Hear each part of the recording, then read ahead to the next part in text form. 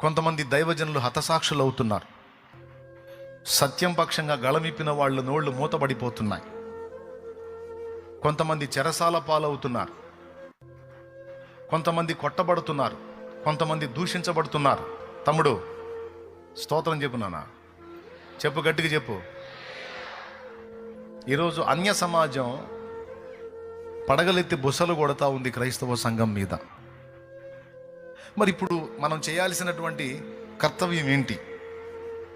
Right, మన సహోదరులు రోడ్ల మీదకి వచ్చి నిరసన తెలుపుతూ ఉన్నారు.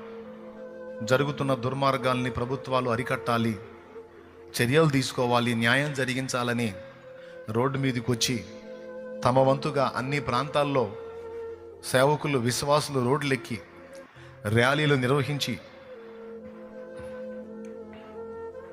చనిపోయిన దైవజనుని కుటుంబానికి సానుభూతి చూపుతూ, మరోపక్క క్రైస్తవ సంఘం మీద జరుగుతున్న ఈ దుర్మార్గాన్ని అరికట్టాలని